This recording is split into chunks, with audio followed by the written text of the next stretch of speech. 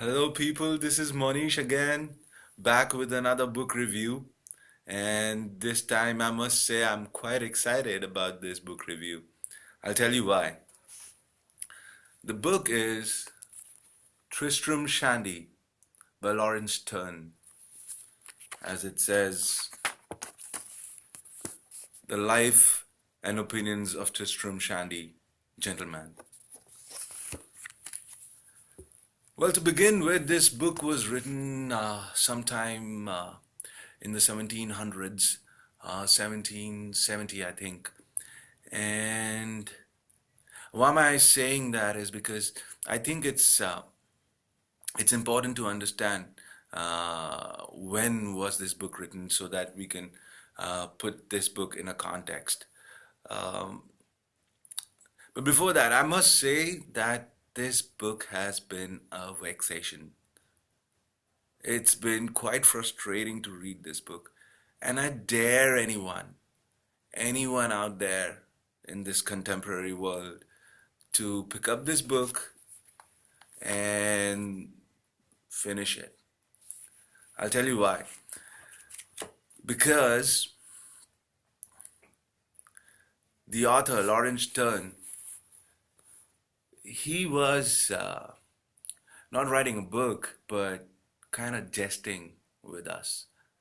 Now, it's like reading this book is like,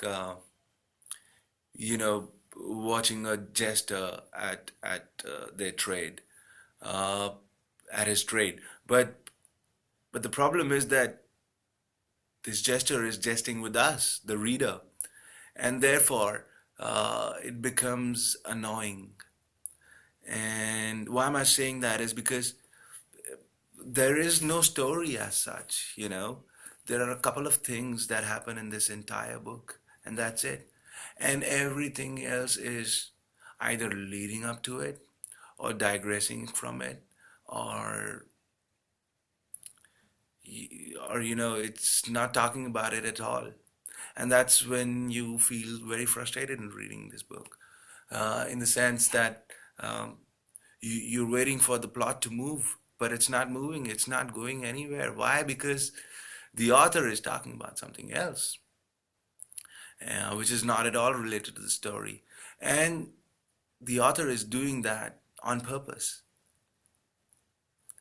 And it's quite evident. I mean, it's not evident. The author says as much that let me start with another digression. And many critics have described this book as a digression. Um, yeah, but it's one of the best books ever written. That's what most of the websites will say. And I'll tell you why it's one of the best books ever written. Once you've been able to persevere, you've been persistent, and you've read about 200 pages of this book, the genius will suddenly shine through. Those jests, those jokes, those digressions, those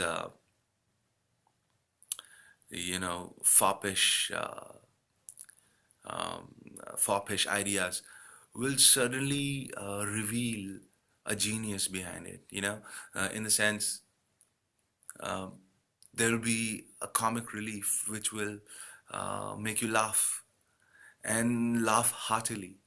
Um, so those hidden gems are there, but there are very few.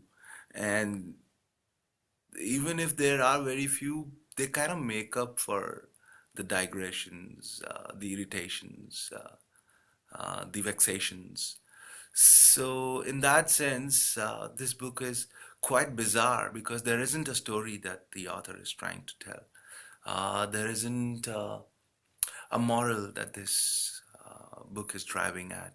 However, this book can be read for the sheer pleasure of jesting with the author and the author jesting with us. And I would say for the sheer pleasure of the entertainment. But to be honest, I mean, let me put this in context. Why I started by telling you when was this book written. Can you imagine 1760 England. I mean, people didn't have no internet, people didn't have no TVs, nothing, right? And the social life, I can only imagine, right? So, in that sense, in that era, um, there would be people who would read such books, in the sense, for entertainment, really, yeah. Uh, in a nutshell, this book, will pick up the most mundane topics, that you cannot even imagine that someone will write a book on such a thing. For instance, a lot of this book is to do with how long or short or how big or small the nose is to be. Obviously, the nose is, kind of a metaphor for the author to, measure your manhood. But although there are, hints to it, but he does go on talking about the noses, goes on and on and on.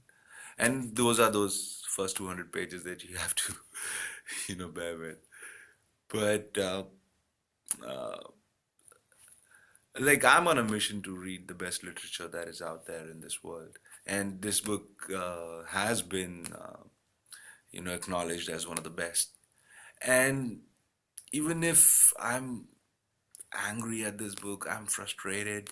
Um, Deep down, I'm happy that I read this book because uh, it's quite bizarre in the sense you will not come across many books that will, not have a story to tell, but then keep you engaged for days, like 450 odd pages.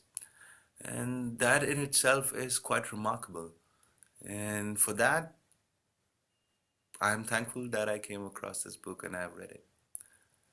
Well, to say the very least, this has been my book review of Tristram Shandy by Lawrence Stern, and this is a Wordsworth Classic edition, and I quite enjoyed it. Yeah, I hope you liked the video, and I hope to come back soon with another book and another review. Till then, take care. So long.